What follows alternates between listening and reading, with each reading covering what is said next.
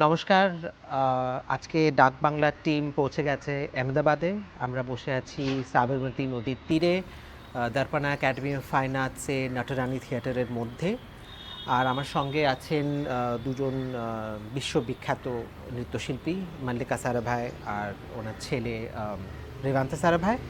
আর আমরা অনেক কিছু নিয়ে কথা বলবো আজ। দর্পণার কাজ, তারপরে ডান্স অ্যান্ড সোশ্যাল জাস্টিস, কী বিষয় নিয়ে আমাদের কাজ করা উচিত শিল্প নিয়ে আজকাল, আর নটরানী নিয়েও আমরা কথা বলবো। নটরানী যে নতুন স্পেস তৈরি করা হয়েছে স্পেসিফিক্যালি নৃত্য জগতের জন্য। তো শুরু করছি। Thank you both for having this conversation with us. And to begin with, I'd really like to open up this area of the relationship with the Sarabhais and the city, because Darpana is now 70 plus years old. 72 years. 72 years old, and you've been described to me recently, not you in particular, but the Sarabhai family has been described as sort of culture makers for Ahmedabad. So if we could talk a little bit about that, what that means, what that legacy is, how that legacy continues, that area of stuff.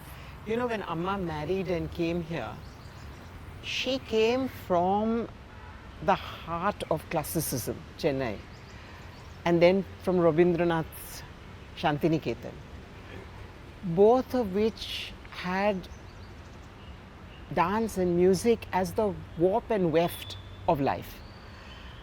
And she came to a city which didn't even consider the arts. It was not that they considered them low, but it was not part of the worldview at all. Very rich folk culture, but that was not in the cities. And she found this barrenness frightening. And Papa said to her that, listen, if you want to culturally transform a place, you need to begin with children. Because if you teach children, through them, their families and their communities and society can get transformed. She wasn't interested in teaching at all. She wanted to perform, but there was no audience. So the first students were Papa's college mates from Gujarat College. So the Lalbhai women and the Harivallabh Das women and the women of the 5 major families in Ahmedabad used to all come and learn from her. And it took 10 years before she actually started getting students. And then, of course, there was this whole thing of, oh, Vikram Sarabhai has run away with a Notch girl. So the only perception of dance was that.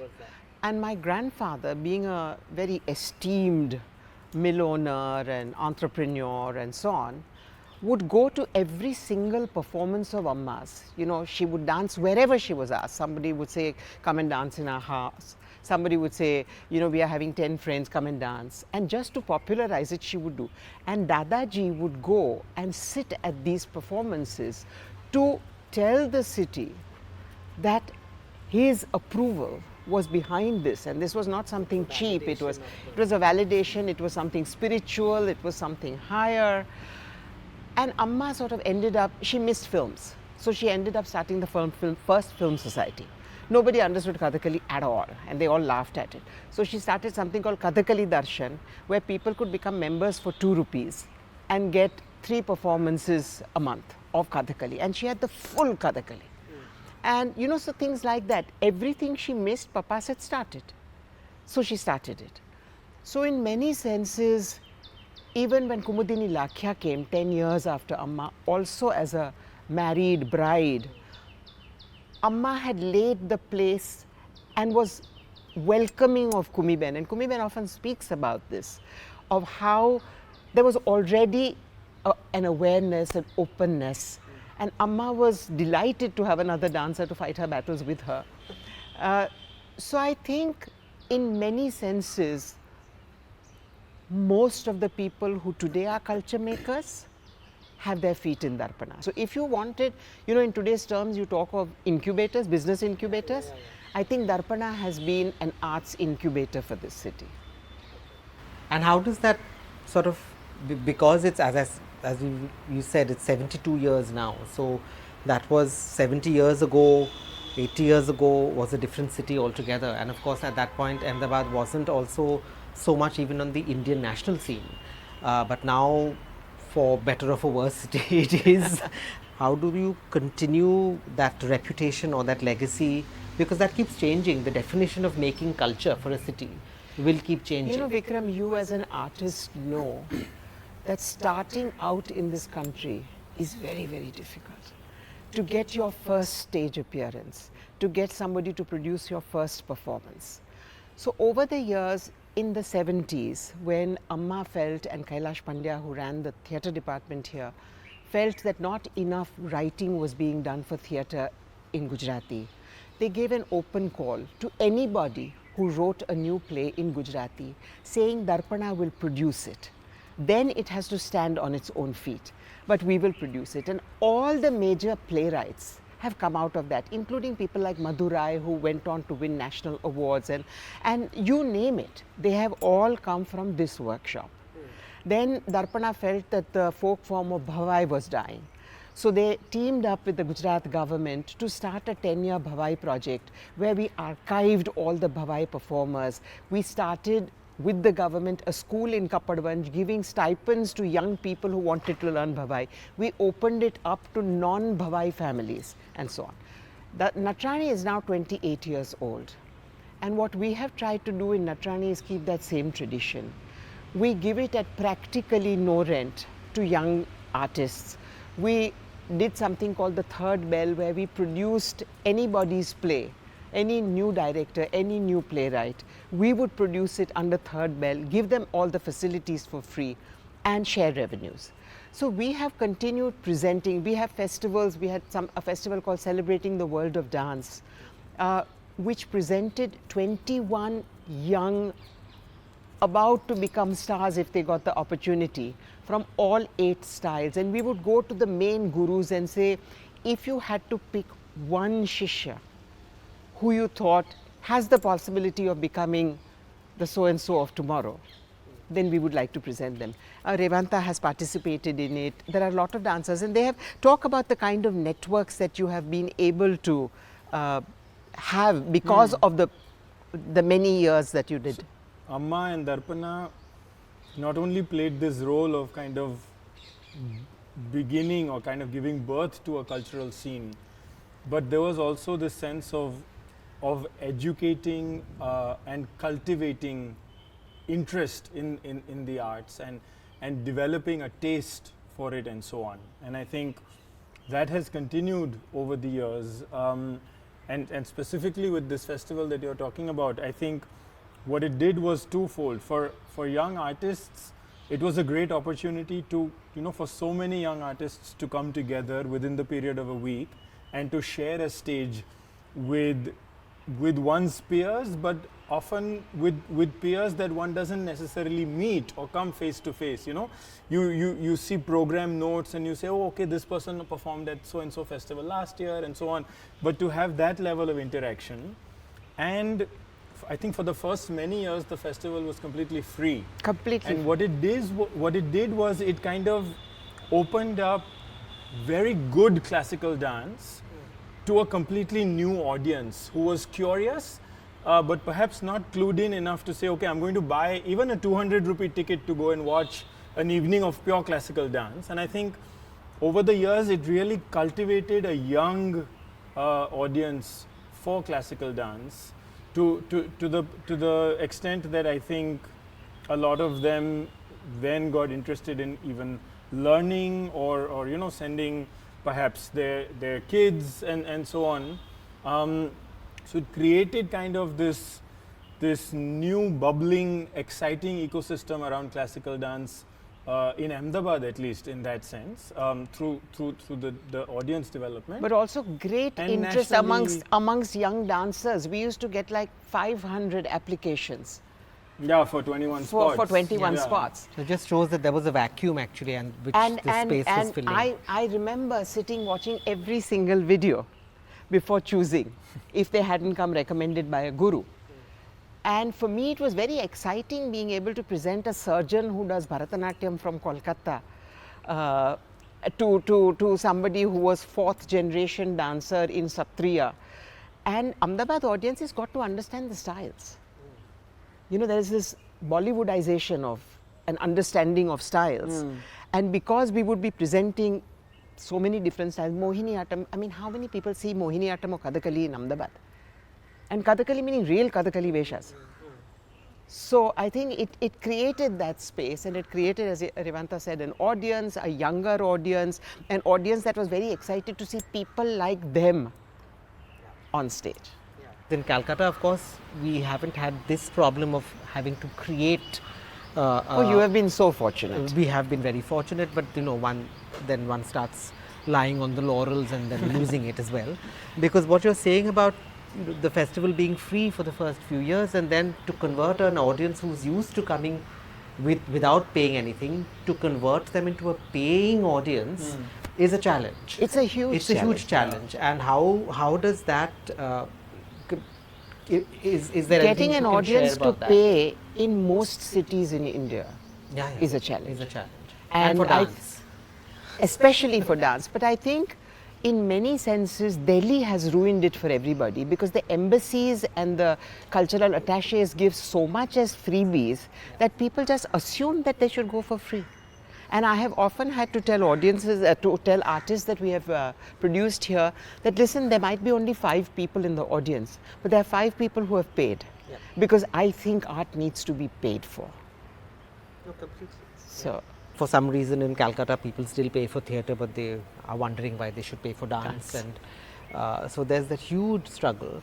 But can you tell me also a little bit more about, especially a young audience sort of falling in love, but finding this rapport and relationship with classical dance, which is becoming such a, it's a losing battle for classical dance across the country. Well, I think we have worked very specifically on that, not so much with a goal of trying to kind of capture a younger audience, but I think that was a pleasant sort of, you know, result or a pleasant kind of byproduct. And I think one of the things that Maya and I together have been doing over the past 10 or 12 years or so is looking at ways, and I'm saying 10 or 12 years, looking at a very specific journey, because a lot of this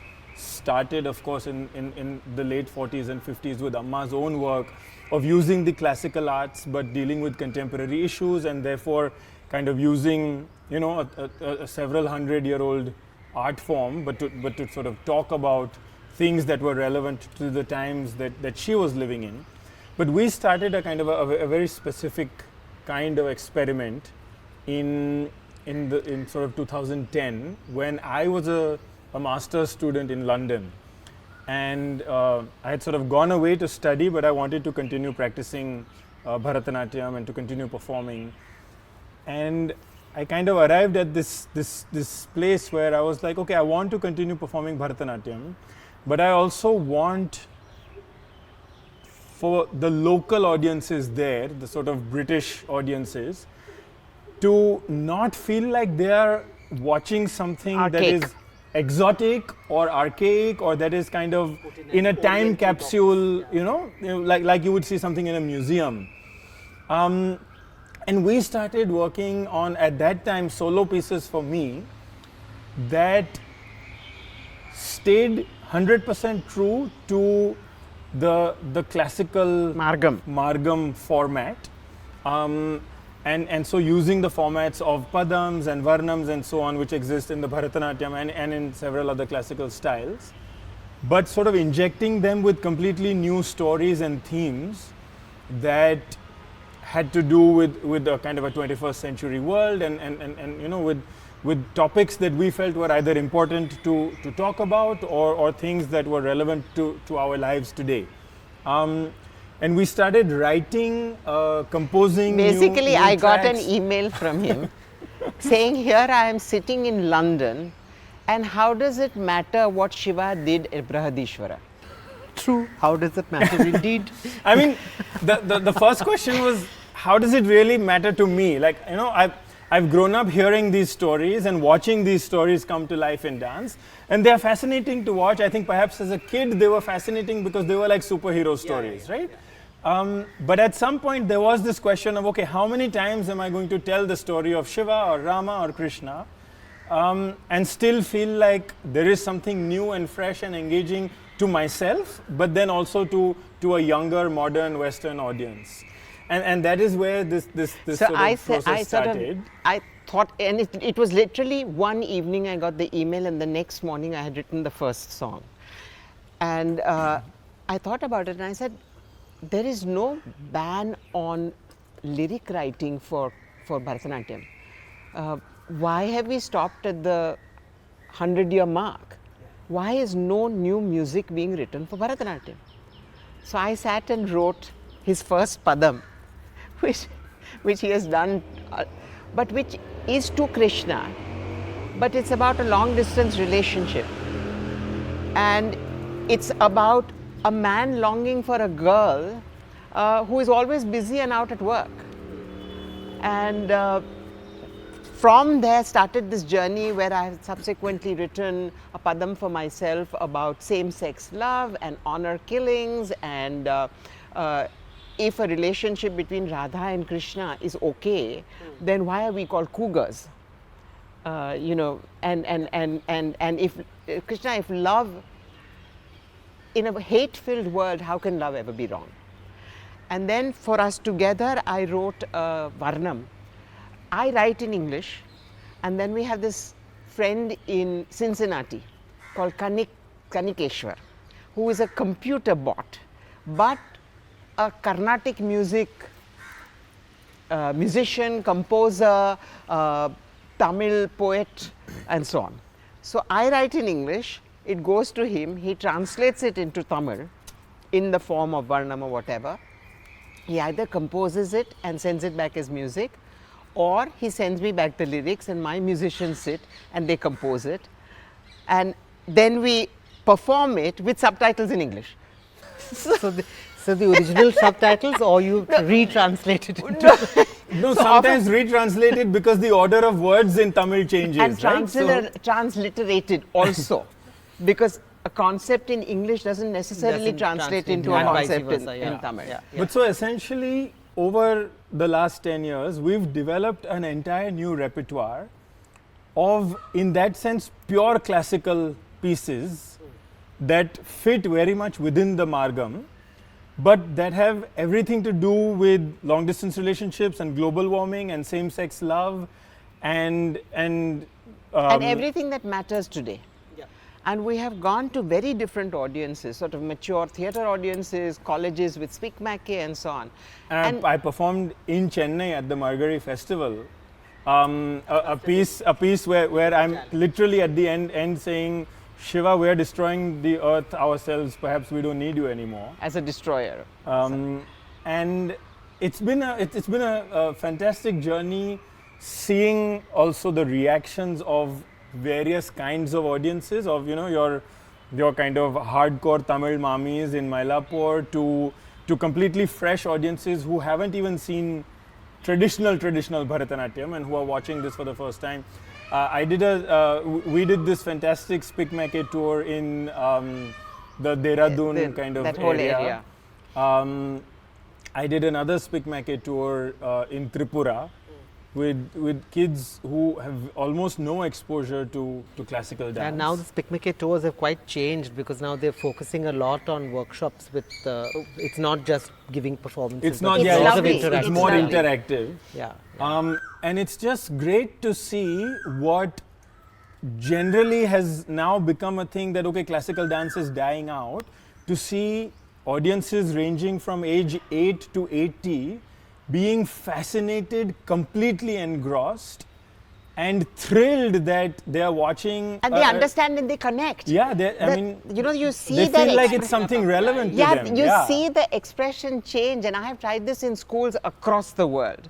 And I did this extensive African tour of 11 countries, and we would be asked to go into schools, we would be asked to go into clubs, and I would say to them that, you know, Bharatanatyam for us is a very living language, just as I'm talking to you in English just now. And I would ask somebody from the audience to come and tell me a story. And I would then do it in Bharatanatyam. And I have had things from Goldilocks to Superman to Anansi. Anansi is the spider who is like the Narada of African tales. And I have done spiders that do this and that turn people into magic and that make people disappear. And Vikram, the transformation in the expressions makes everything worth it. Yeah. And it's the same when you go to a school where there are some Hindi speaking. I remember 40 years ago going to the Mayar festival and doing Lakshmi Shankar's Natanagara. Ati Sundara, Lochana Vishala, okay. And I have seen this village audience in Madhya Pradesh. Sort of, you know, watching Bharatanatyam like this and suddenly going and singing along. And singing along. And we do this performance called Sampradayam, which is my salute to Sampradayic bhajans, you know, which are not like Bollywood arrangements with sitar and 5 cellos and so on, but which are just singing and manjira and 1 mridangam. And it's really dancing to the bhajans and my celebrating to the bhajans. And I remember we were in the Brihadishwara temple when Brihadishwara was celebrating 1,000 years.